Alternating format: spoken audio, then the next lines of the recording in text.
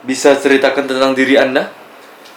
Baik, terima kasih atas kesempatan yang diberikan. Perkenalkan, nama saya Kaisar Gapio. Saya seorang desainer grafis dengan pengalaman kurang lebih 3 tahun di bidang visual komunikasi di Universitas Multimedia Nusantara.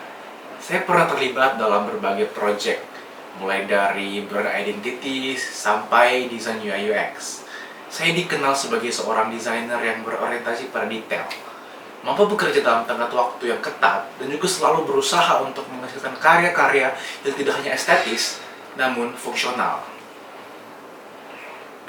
Apa yang melatar belakangi ketertarikan Anda pada bidang desain grafis? Ketertarikan saya pada desain grafis sudah berawal sejak masa SMA saya, di mana saya mulai membuat karya-karya ilustrasi baik tradisional ataupun digital, dan juga lewatin poster. Saat itu saya menyadari bahwa saya menikmati proses menyampaikan sebuah pesan ataupun ide melalui elemen atau gambar visual. Dari sanalah saya memutuskan untuk mendalami secara akademis dan juga menjadi profesional. Apa kelebihan utama yang Anda miliki yang relevan dengan posisi ini? Ada 3 hal yang saya rasa menjadi kekuatan utama saya. Yang pertama, saya mampu dan kuat dalam memahami brief dan menerjemahkannya menjadi sebuah konsep visual yang tepat sasaran. Yang kedua adalah saya cukup adaptif terhadap berbagai gaya desain, baik itu minimalis, bold maupun yang ilustratif, sehingga saya bisa menyesuaikan diri dengan kebutuhan klien ataupun brand-brand yang berbeda. Yang terakhir adalah saya sudah terbiasa bekerja dengan timeline yang padat sambil menjaga kualitas output saya. Saya percaya bahwa ketiga hal tersebut merupakan hal yang sangat relevan untuk mendukung produktivitas saya dalam pekerjaan ini. Apa kekurangan atau keterbatasan Anda sebagai seorang desainer? Oke, untuk kekurangan saya terkadang terlalu fokus pada detail dalam mengerjakan sebuah desain.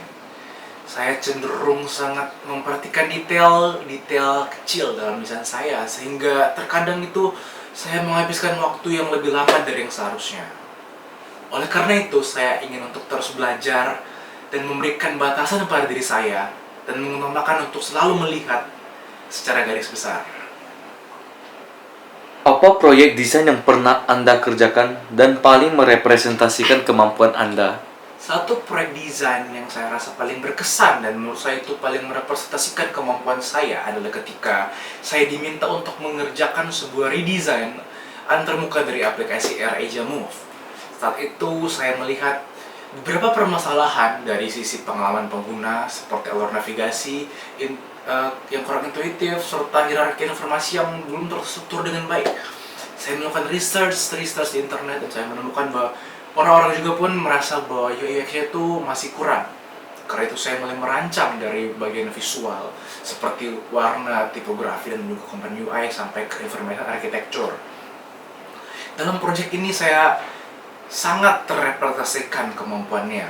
Saya merasa bukan hanya estetik yang penting, namun sebuah problem solving dan juga critical thinking itu sangat krusial bagi para desainer. Bagaimana proses kerja Anda mulai dari menerima brief hingga menghasilkan desain final? Proses kerja saya secara umum selalu mengacu kepada pendekatan design thinking yang terbagi dalam 5 tahap. Tahap pertama adalah empathize, di mana saya berusaha untuk memahami secara mendalam kebutuhan pengguna maupun tujuan dari bisnis klien. Setelah itu saya akan masuk ke dalam tahap define.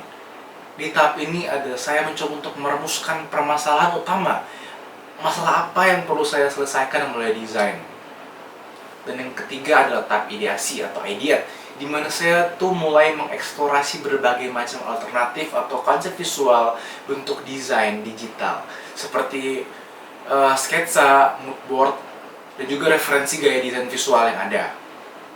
Dan yang keempat adalah tahap prototyping, di mana saya mulai eksekusi atau mewujudkannya ke dalam bentuk desain menggunakan tools seperti Figma, Adobe Illustrator, ataupun Photoshop tergantung kebutuhannya.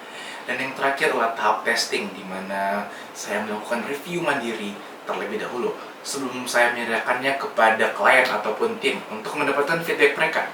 Setelah itu, saya sudah siap menjalani proses revisi secara kolaboratif hingga saya akan memperbaiki lagi menggunakan revisi dari klien hingga mencapai desain final yang benar-benar siap digunakan.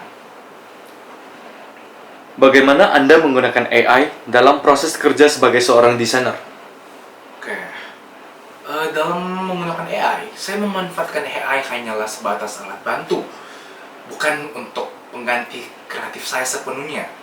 Saya menggunakan tools berbasis AI umumnya untuk mempercepat pengerjaan teknis saya, seperti proses mencari data, mengumpulkan literatur, dan juga background removal ataupun auto layout.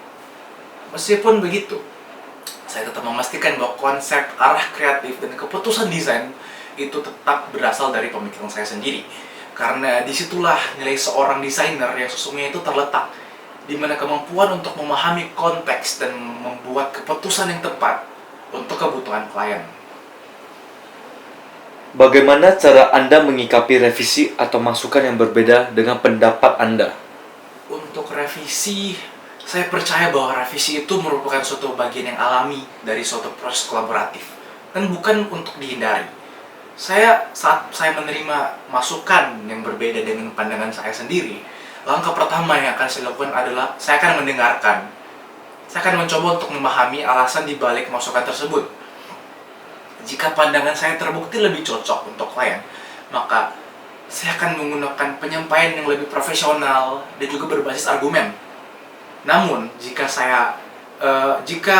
masukan klien tersebut malah lebih relevan, maka saya akan dengan terbuka akan mengikutinya dan menurunkan ego saya. Apa yang akan Anda lakukan jika menerima brief yang kurang jelas atau mengalami perubahan di tengah proses pengerjaan?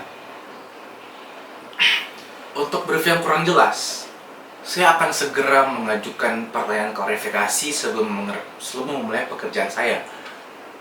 Awalnya saya akan menyusun sebuah daftar pertanyaan yang terstruktur untuk mempermudah klien dan tidak menyita waktu lebih banyak lagi dari klien. Hal ini dibutuhkan untuk menyamakan pandangan saya dan klien agar saya dapat lebih mengerti tujuan dari klien. Dan apabila perubahan tersebut terjadi di tengah proses, saya akan mengevaluasi terlebih dahulu sejauh mana perubahan tersebut dapat berdampak kepada pekerjaan yang sudah saya kerjakan. Lalu kemudian saya akan mengkomunikasikannya dengan klien. Saya akan membahas jalan tengah ataupun solusi apa yang dapat diambil oleh saya dan klien untuk mencapai desain yang lebih baik. Karena saya selalu percaya bahwa komunikasi yang baik itu terbukti menjadi suatu kunci dalam mengolah situasi seperti ini, agar tidak mengganggu kualitas karya. Menurut Anda, apa peran seorang desainer grafis dalam sebuah tim kerja? Oke, menurut saya, desain grafis itu berperan sebagai suatu jembatan antara ide dan juga strategi. Dalam sebuah tim, menurut saya desainer itu bukan hanya fokus pada estetika visual saja. Namun, seorang desainer itu berperan sebagai seorang pembawa pesan, namun secara visual. Desainer grafis itu bertanggung jawab untuk memastikan bahwa pesan dapat diterima dengan yang tepat, menarik dan juga mudah dipahami. Karena itu, desain yang efektif itu lahir dari pemahaman yang menyeluruh mengenai tujuan bersama, bukan hanya dari estetika individu saja. Nah, sekian dari saya. Terima kasih.